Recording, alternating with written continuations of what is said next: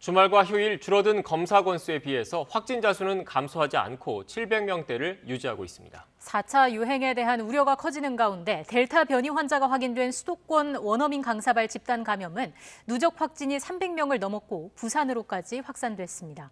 전문가와 함께 짚어보겠습니다. 정재훈 가천대의대 예방의학과 교수 나오셨습니다. 어서 오십시오. 네, 안녕하세요. 안녕하세요.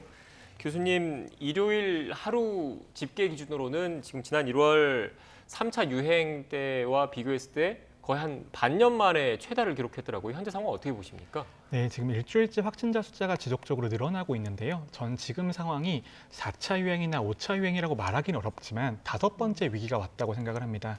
우리가 지난 1차 유행과 2차 유행, 3차 유행을 돌아보면 확실한 봉우리가 있었거든요. 하지만 3차 유행 끝나고 나서 4차 유행의 위기가 찾아오면서 봉우리는 보이지 않지만 감염이 지역사회로 확산이 되면서 확진자가 감소하지 않는 현상들이 보였는데 이때에도 주로 유행하는 바이러스의 종류들이 있었습니다.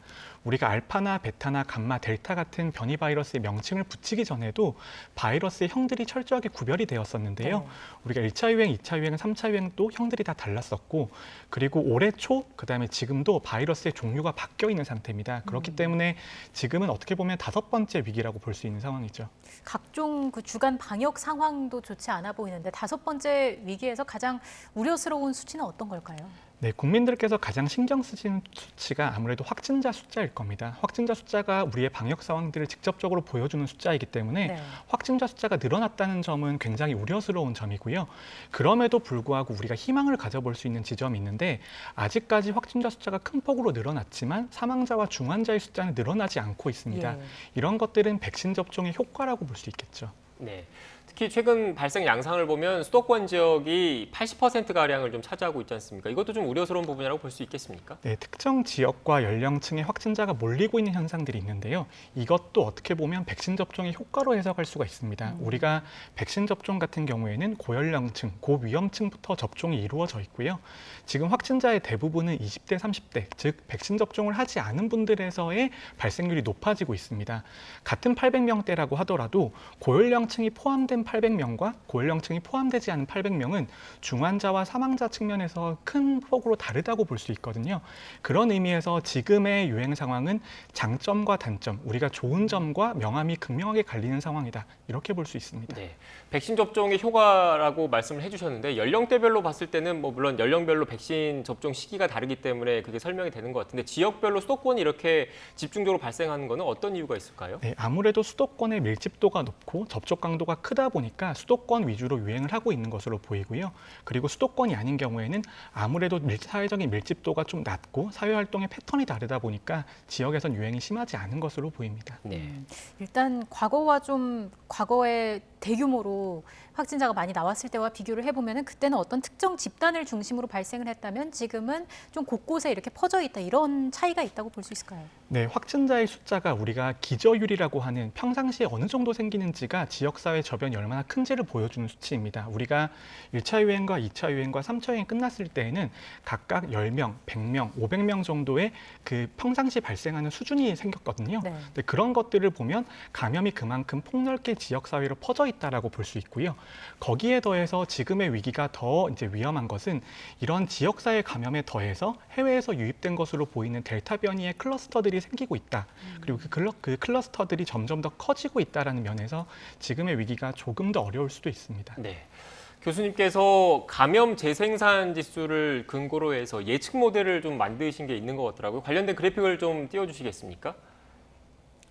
네, 지금 감염 재생자 지수에 따른 확진자 예측인데 이 내용을 좀 설명을 좀 해주시죠. 네, 우리가 감염병 유행을 예측하는 데는 두 가지 이유가 있습니다. 앞으로 우리가 어떤 조치를 취하면 어떤 방향으로 갈지를 보여줄 수 있는 것이 있고요. 두 번째가 지금 상황을 진단하는 것이 있습니다.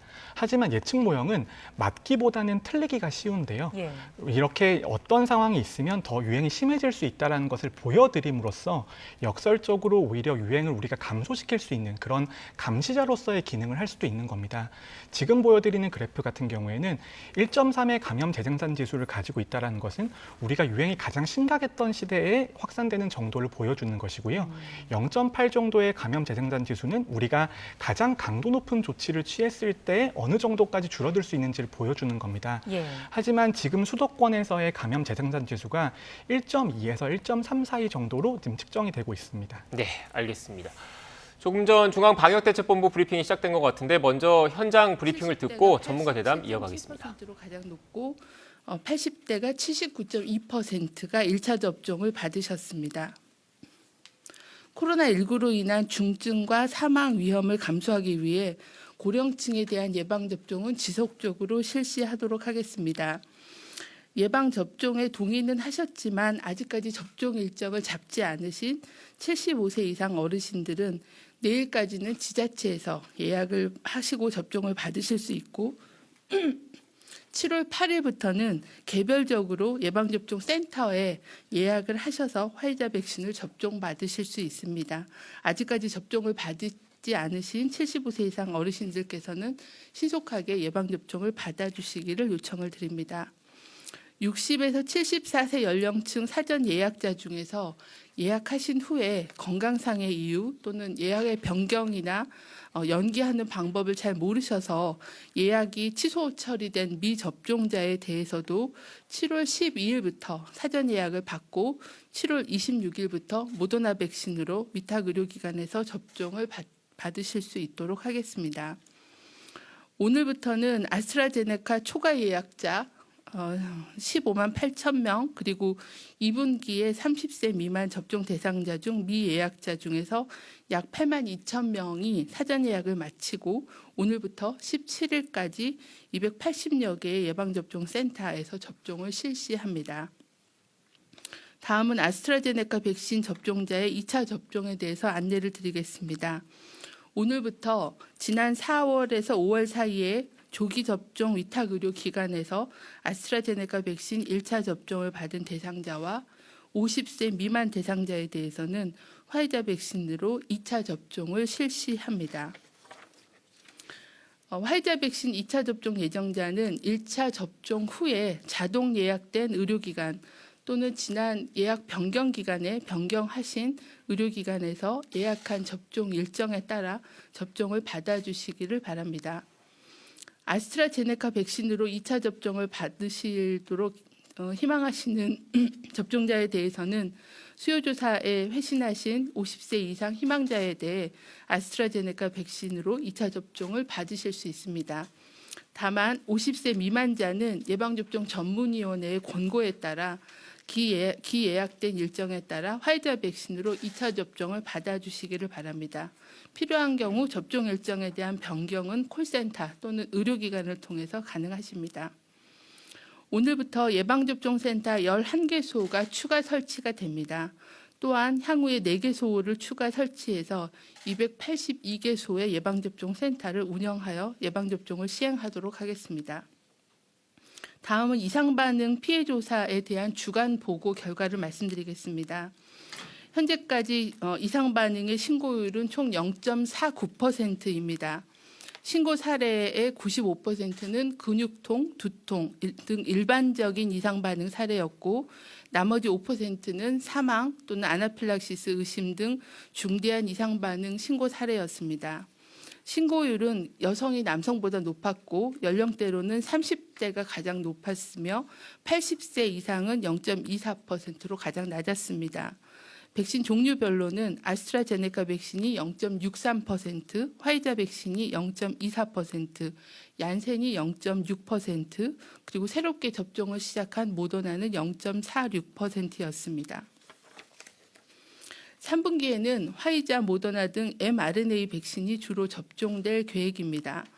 추진단은 mRNA 백신 접종 후에 발생할 수 있는 이상 반응인 심근염, 심낭염에 대한 주의를 당부를 드립니다. 화이자, 모더나 백신 접종 후에 심근염이나 심낭염을 의심할 수 있는 증상인 가슴 통증, 압박감, 그리고 호흡곤란이나 숨가쁨, 호흡시 통증, 그리고 심장이 빠르게 뛰거나 두근거림, 그리고 실신 등의 증상이 있는 경우에는 신속하게 의료기관의 진료를 받아주시고 진료한 의료기관은 이상 반응을 신고해 주실 것을 요청을 드립니다. 추진단은 교차 접종을 받으시는 분 10,000명에 대해서 문자를 통한 건강 상태를 추적 조사하여 교차 접종으로 인한 이상 반응 감시 체계를 강화해서 운영하도록 하겠습니다. 다음은 예방접종 피해조사반 사례 판정 결과에 대해서 설명드리겠습니다. 예방접종 피해조사반은 현재까지 총 20회의 회의를 개최하여 사망 및 중증 사례 676건, 그리고 아나필락시스 의심 사례 324건에 대해서 심의를 하였습니다. 심의한 결과 사망 1건, 중증 3건, 그리고 아나필락시스 104건에 대해 예방접종과의 인과성을 인정하였습니다. 상세한 자료는 보도자료로 가름하도록 하겠습니다. 다음은 코로나19 주간 발생 동향에 대해서 설명을 드리겠습니다. 지난 최근 일주간에 코로나19 국내 발생 확진자가 하루 평균 655명으로 직전 일주보다 33.2%가 증가하였습니다. 이 중에서 80%는 수도권에서 발생하고 있어 각별한 주의가 필요합니다.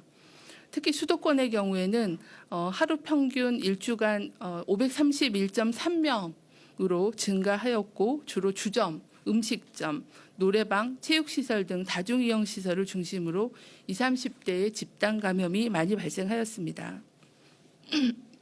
주간 위중증 환자 규모는 소폭 증가하였으나 사망자는 10명대를 유지하고 있고 치명률은 1.27%로 지속적으로 감소하고 있습니다. 최근의 집단 발생 상황을 보면 주점과 클럽, 노래방 등 다중이용시설에서 집단 감염이 지속되고 있는 가운데 실내 체육시설, 학교, 학원 등의 집단 발생의 경우 밀폐, 밀집된 환경, 그리고 장시간 체류 등의 주요한 위험 요인들이 지속적으로 확인되고 있습니다. 다음은 주요 위험 요인과 대응 방안에 대해서 말씀드리겠습니다. 특히 수도권에서 20, 30대를 중심으로 급격한 환자 증가세를 보이고 있습니다. 20, 30대는 무증상 또는 약한 증상 때문에 검사까지 시간이 지연되고 있고 예방접종률은 낮지만 밀접 접종률이 높고 이동 동선이 광범위해서 전파 확산의 위험이 높은 상황입니다. 정부는 어제 중대본이 발표한 수도권 특별방역 대책을 중심으로 방역 대응을 강화하도록 하겠습니다. 또한 7월 들어서 방학과 휴가 등으로 지역 간의 이동량이 늘어남에 따라 수도권 유행이 비수도권으로 확산될 위험이 있습니다. 또한 비수도권의 경우에는 사적 모임 인원이나 다중이용 시설의 운영 시간 제한을 완화하고 있어 모임과 행사를 통한 감염의 위험도도 높아지고 있습니다. 관계부처와 지자체가 공동으로 유흥시설에 대한 현장 점검을 강화하고 종사자에 대한 주기적인 선제 검사를 철저히 기하도록 하겠습니다. 또한 방학 기간 중에 학생들이 주로 이용할 것으로 예상되는 예체능, 어학원, 기숙학원 등 학원 및 교습시설에 대해서도 방역 점검을 강화하고 종사자에 대한 주기적인 선제 검사를 강화하도록 하겠습니다. 특히 최근 수도권 등에서 주점과 같이 밀폐된 공간에서 많은 사람들과 접촉한 사람들은 증상이 없더라도 검사를 받아주실 것을 적극 공고드립니다. 또한 주점이나 유흥시설은 물론 식당, 카페 등 다중이용 시설을 이용 시에는 머무는 시간을 최소화해 주시고 음식물 섭취 전후, 대화 시에는 반드시 마스크를 착용해 주실 것도 당부를 드립니다. 다음은 국내 예방접종 완료자 관리 지침 개정 사항에 대해서 설명드리겠습니다. 주요 개정 사항으로는 예방접종 완료자에 대해서는 밀접 접촉이나 아니면 해외를 다녀오신 경우에는 기존에 능동 감시를 했던 것을 수동 감시로 조정하고 검사의 횟수도 밀접 접촉자는 접촉 후 6일에서 7일에 한 번, 그리고 해외 입국자는 입국 전 72시간 전에 검사, 그리고 입국 후 6에서 7일에 한 번 해서 진단 검사를 2번 하는 걸로 변경해서 관리하도록 하겠습니다. 예방접종 완료자는 감시 기간 중에 PCR 검사를 반드시 받아야 하고 이에 따르지 않을 경우에는 자가격리로 전환하게 됩니다. 또한 해당 기간 중에는 수동감시 생활수칙, 즉 14일간 본인 건강 상태를 모니터링하고 증상이 있을 때는 즉시 검사받고 마스크 착용, 외출 자제, 다중이용시설 방문 자제 등과 같은 생활수칙을 철저히 준수하여야 합니다. 또한 예방접종 완료자에 대한 범위를 확대해서 국내에서 한 번 그리고 해외에서 한 번 예방접종을 완료한 사람에 대해서도 접종력이 확인되는 경우에는 예방접종 완료자로 간주하여 적용하도록 확대하도록 하겠습니다. 중앙방역대책본부는 예방접종률이 높아짐에 따라 60세 이상 연령층의 발생은 감소하고 있지만 최근 수도권 중심으로 젊은 층에서의 환자가 급격히 증가하면서 하루에 700명대의 발생이 지속되고 있습니다. 마스크 착용 그리고 충분한 환기, 위중상 시에 검사받기 등의 기본적인 방역 수칙을 철저히 지켜주시기를 바랍니다. 예방접종을 받았더라도 실내에서는 반드시 마스크를 착용해 주시고 실외에서도 다중이 모인 장소에서는 마스크를 착용해 주실 것을 거듭 요청을 드립니다. 이상입니다. 네, 지금부터는 전문가 초청 설명회를 진행하겠습니다. 잠시 장내 정리 이후에 진행하겠습니다. 질병관리청은 지난 7월 1일 날 7월 세부 예방접종 계획을 안내해 드린 바 있습니다. 그리고 3분기 접종 대상자인 국민분들이 예방접종과 관련돼서 궁금해하는 사안들이 많이 계셔서 전문가분들을 초청해서 접종 계획은 물론 예방접종 전후의 주의사항, 교차 접종과 관련되어서 또 국민들이 또 우려하고 계시는 이상 반응과 관련되어서도 올바른 정보를 제공해 드리려고 합니다. 자리에 앉아 계신 맨 왼쪽에 분부터 소개해 드리도록 하겠습니다. 바쁜 시간에도 올바른 예방접종 정보를 전달해 주기 위해서 찾아주신 전문가분 감사드립니다. 전남대학교 순환기내과 김계훈 교수님 찾아주셨습니다. 옆자리는 서울대학교 순환기내과 나상훈 교수님 와주셨습니다. 감사합니다.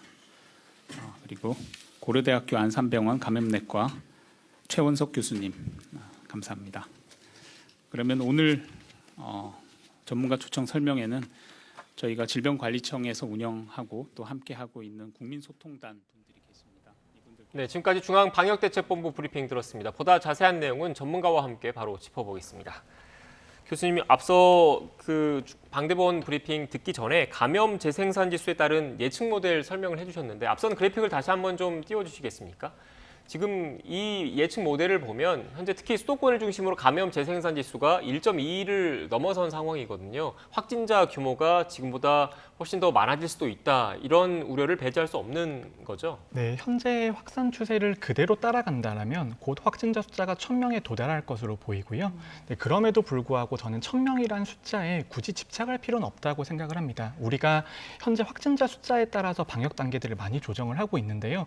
우리가 언젠가는 새로운 패러다임에 대해서 고민을 해볼 시점이라고 생각을 하고 확진자가 늘어나더라도 사망자의 숫자가 거기에 따라서 변화하지 않으면 우리가 코로나19가 더 이상 특별하지 않은 감염병이 되는 것이거든요.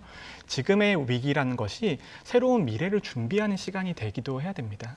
예. 네, 교수님 그런데 백신 접종이 이루어지면서 그 고위험층들의 백신 접종률이 좀 상대적으로 높지 않습니까? 그래서 치명률과 위중증 환자로 넘어가는 비율은 상대적으로 낮은데 이 전체적인 신규 확진자가 이렇게 1,000명 이상 넘어가면 우리 의료 체계에 부담은 없겠습니까? 네, 지금 접종이 이루어진 대상들은 다 60세 이상입니다. 그렇다면 우리가 코로나19의 고위험군이 어디서부터인지 먼저 확인을 해야 되는데요. 코로나19는 연령이 높아지면서 사망률이 급격하게 높아지는데 그 지점을 대부분의 전문가들은 50세부터라고 생각을 합니다. 현재까지는 50세에 대한 접종이 이루어져 있지 않기 때문에 고위험군에 대해서 완전히 보호가 이루어졌다라고 보긴 좀 어려운 상황이고요. 두 번째는 고위험군에 대한 보호가 완료가 되려면 2회 접종까지 끝나야 됩니다. 현재 대부분의 고위험군들께서는 아스트라제네카 백신 접종하신 경우가 많으실 텐데 아스트라제네카 백신 같은 경우에는 1차 접종과 2차 접종 사이의 간격이 3개월이기 때문에 아직까지 우리 사회에서 고위험군에 대해서 완전한 보호가 이루어졌냐 거기에 대해서는 아직까지 시간이 필요하다라고 대답을 드리고 싶습니다. 네, 특히 1차 접종, 그러니까 한 차례 접종 맞으신 분들은 우리 국민의 30% 정도 선인데 2차 접종까지 완료하신 분들은 10% 정도밖에 불과하지 않습니까? 네, 결국은 사망 예방 효과라는 것이 영국의 데이터를 보면 2회 접종까지 완료해야지 90% 이상으로 나오고 있습니다. 그렇기 때문에 고위험군에 대해서는 접종 완료까지 되어야 됩니다. 네. 이런 상황의 심각성을 또 고려해서 수도권 방역 조치 강화 방안이 나왔습니다. 역시나 저희가 준비한 그래픽을 보면서 교수님의 설명을 좀 듣겠습니다. 일단 수도권의 경우에는 접종을 했다고 하더라도 마스크를 실외에서 반드시 써야 하는 거죠. 네, 수도권에서는 유행이 심해지면서 실외에서도 백신 접종하신 분들도 마스크 착용하실 것을 권고드리고 있고요. 네. 실외에서 1회 접종하시더라도 마스크를 착용하지 않아도 된다. 이런 완화 정책이 나오는 것들에 대해서 전문가들이 많은 우려를 표명했습니다. 마스크 착용이라고 하는 것이 사회적 거리 두기보다는 훨씬 더 비용이 적은 정책이거든요. 그렇기 때문에 마스크 착용은 지속되어야 될 것으로 보입니다. 네. 지금 수도권 같은 경우에는 완화된, 그러니까 개편된 새 거리두기 조치가 유예가 됐지 않습니까? 그런데 곧 조만간 이 새로운 그 거리두기 조치, 어떤 조치를 할 것인지를 결정할 예정인 것 같은데, 교수님께서는 어떤 방향으로 설정돼야 된다고 보십니까? 네, 국민들께서 많이 오해하고 계신 것이요. 우리가 7월 1일자로 예정되어 있던 방역 완화 조치라는 것이 방역 자체를 완화하는 것이 아니고 개편된 사회적 거리두기의 기준을 적용하게 되면 2단계에 해당되기 때문에 단계를 하향하는 효과 때문에 방역이 완화되는 것입니다. 그럼 지금 수도권의 유행 상황을 본다면 일평균 확진자 숫자가 500명을 넘을 것으로 보이거든요. 그렇게 되면 개편된 사회적 거리두기 기준으로도 3단계에 해당됩니다. 그런데 국민들께서 느끼시기에 이런 숫자에 따라서 단계가 변화한다면 조금 더 예측 가능하고 수용성이 높아질 수 있기 때문에 저는 앞으로 사회적 거리두기 적용을 개편안을 도입을 했다라면 그 개편안을 그대로 따라갈 필요가 있다고 생각을 하고요. 그래서 수도권에서는 3단계를 유지를 하면서 확산세를 지켜볼 필요가 있다고 봅니다. 네, 시청자 여러분들의 이해를 돕기 위해서 조금 전 그래픽 다시 한번 좀 띄워주시겠습니까? 지금 이 3단계로 한다고 해도 지금 현재 새로운 개편안 기준으로 해도 서울 같은 경우, 수도권 지역 같은 경우에는 3단계지 않습니까? 이 3단계는 5인 이상 사적 모임 금지, 그리고 밤 10시까지만 영업할 수 있는 그 기준, 그러니까 지금 현재 적용돼 있는 기준과 큰 차이가 없다는 얘기잖아요. 네, 3단계는 현재 조치가 그대로 이어진다라고 보시면 될 것 같고요. 저는 7월 1일에 빚어진 혼란 같은 경우에는 여러 가지 사회적 거리두기 완화 정책들이 한 번에 패키지로 묶여서 국민들에게 전달되다 보니까 마치 7월 1일부터는 과거로 돌아갈 수 있다라는 이런 희망을 드린 것 같습니다. 그럼에도 불구하고 델타 변이 유입으로 인해서 확산세가 증가하는 방향이기 때문에 예. 앞으로는 사회적 거리두기 완화를 추진하더라도 가급적이면 하나의 개별적인 조치로 천천히 시행하는 방안을 반드시 고려해야 된다라고 봅니다. 네, 그러니까 교수님 말씀을 좀 정리를 하면 조만간 새 거리두기 체계를 적용을 할 때 새롭게 개편된 거리두기 체계를 적용을 하되 3단계를 적용을 하면 지금 일반 시민들의 입장에서는 지금처럼 강화된, 특히 수도권 지역 같은 경우에는 강화된 거리두기 체계 조치가 크게 차이 없이 지금 이어져 간다, 이런 말씀이신 거죠? 네, 수도권 같은 경우에는 3단계를 그대로 유지하게 되면 6월까지 이루어졌던 조치들이 그대로 이어지고요. 그런 조치들이 있어서 어느 정도 확산세를 우리가 통제할 수 있어야지 다음 단계로 넘어갈 수가 있습니다. 네. 조금 전에 말씀해 주신 것처럼 지금 상황에서 또 중요한 게 델타 변이 확산입니다. 현재 원어민 강사 모임발 집단 감염이 300명을 넘어섰다라는 소식 앞서서 저희가 전해드렸는데 속도가 상당히 빠르잖아요. 일단 감염자 전체가 델타 변이에 감염됐다라고 보는 것도 가능할까요? 네, 역학적인 인과관계가 있는 경우에는 저희가 굳이 검사하지 않아도 델타 변이 바이러스에 감염되었을 것으로 추정할 수가 있고요. 그럼에도 불구하고 지금의 상황은 조금 더 심각할 수가 있습니다. 우리가 델타 변이 바이러스에 대한 검사 결과가 나오는데 약 일주일 정도의 시간이 걸리거든요. 우리가 지금 방역 당국에서 발표하고 있는 국내의 델타 변이 바이러스의 비율은 일주일 전의 값이라고 볼 수가 있습니다.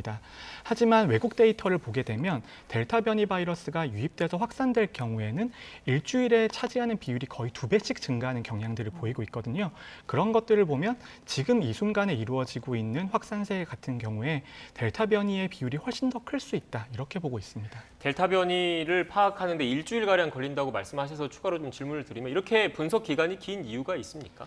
네, 변이 바이러스를 확인하기 위해서는 일반적인 PCR 검사가 아니고 전체 유전체에 대한 염기서열 분석이 필요한데 그런 것들은 우리가 아무리 빨리 해도 속도에 한계가 있기 때문에 일주일 정도의 시간이 걸리는 것이고요. 이것을 조금 단축할 수 있는 방법이 있습니다. 델타 변이 바이러스에 대한 PCR 검사를 만들어서 수행을 하면 되는데 이런 것들은 만들고 설치하는 데까지 시일이 걸리기 때문에 지금은 일주일 정도의 이런 보고에 어느 정도 시간이 필요한 상황인 거죠. 네.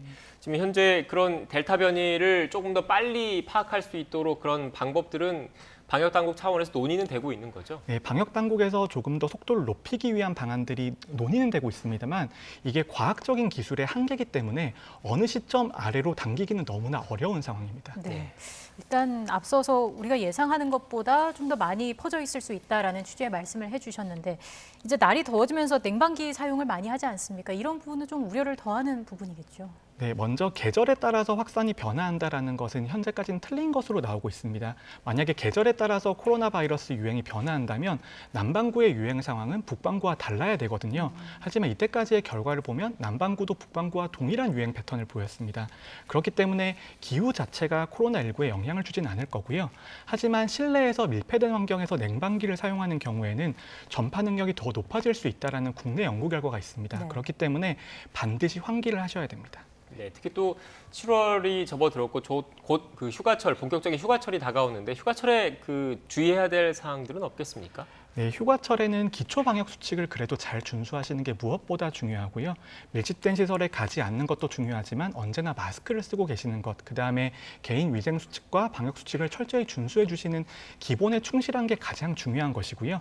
거기서 우리가 특별한 조치를 더 한다고 하더라도 국민들께서 받아들이시지 않으시면 조치에 효과가 없는 것이기 때문에 결국은 본질은 기본이다 이렇게 말씀드리고 네, 싶습니다. 그러니까 손을 잘 씻고 마스크를 꼭 써야 한다는 건데 물놀이 할 때도 마찬가지겠네요. 네, 물놀이 할 경우에는 아무래도 밀접한 접촉이 더 늘어날 가능성이 있기 때문에 이제 물놀이 하기 전후에 샤워하는 과정에서도 사회적 거리두기를 지키셔야 되고요. 가급적이면 물놀이나 아니면 밀접한 접촉을 하지 않는 상황을 만드시는 게 제일 좋습니다. 네, 휴가철 방학을 앞두고 있는 만큼 이 점들 잘 기억을 해두시면 좋을 것 같고요. 해외 유입 환자 수도 증가를 하고 있습니다. 현재 추세는 어떻게 보세요? 네, 해외 유입 환자의 비율이 급격하게 증가를 하고 있습니다. 이것은 주요 선진국들에서는 백신 접종률이 높아지면서 방역을 완화하고 있고요. 그리고 개발도상국에서는 델타 변이의 유행이 너무 심각해지고 있기 때문에 입국자에서 변이 바이러스의 검출률도 늘어나고 있고 실제 확진자도 늘어나고 있습니다. 이렇게 된 경우에는 우리나라의 지역사회만을 통제하는 것이 아니고 네. 해외 유입도 잘 관리해야 되는 문제가 있는데 특히 백신 접종 완료자에 대해서 자가격리 면제 조치가 예정이 되어 있고 시행이 어느 정도 되고 있습니다. 이런 것들을 감안하면 앞으로의 변이 바이러스 유입이나 확산 속도가 더 빨라질 가능성도 있습니다. 네, 이 해외 유입과 관련해서 자가격리 면제 조치 그리고 자가격리 면제를 할 수 있는 접종하는 백신 종류들도 좀 있지 않습니까? 이 부분에 대해서 좀 구체적으로 강화할 필요는 없겠습니까? 네, 특히 WHO에서 승인한 백신이라는 조건을 내걸게 되면서 우리가 중국에서 접종하는 백신들도 자가격리 면제 대상에 포함이 됐는데요. 이런 우리가 어떤 백신들을 포함시키고 어떤 백신을 제외할 건지에 대한 전문가들의 합의된 기준이 있어야 될 것 같고요. 그리고 과학적으로 특히 변이 바이러스에 대해서도 충분한 효과가 나오는지에 대한 검증이 되어 있는 백신에 대해서만 자가격리 면제를 해주는 것이 바람직한 방향으로 보입니다. 네, 국가는 어떻습니까? 백신 종류 외에. 네, 국가 중에 특히 델타 변이 바이러스의 유행이 극심한 국가들이 있습니다. 하지만 국가별로 제한하는 것은 조금 어려울 수가 있는 게 델타 변이 바이러스의 확산 속도가 워낙 빠르기 때문에 지금은 델타 변이 바이러스가 검출되지 않더라도 언젠가는 델타 변이 바이러스의 비율이 높아질 것이거든요. 그렇기 때문에 국가별로 제한은 현재 유행이 매우 심각한 국가들에 대해서는 고려해 볼 수 있지만 장기적으로는 바람직한 방향은 아니라고 생각합니다. 네, 알겠습니다. 지금까지 코로나19 관련된 이야기를 정재훈 교수와 함께 나눴습니다. 오늘 말씀 고맙습니다. 고맙습니다. 네, 감사합니다.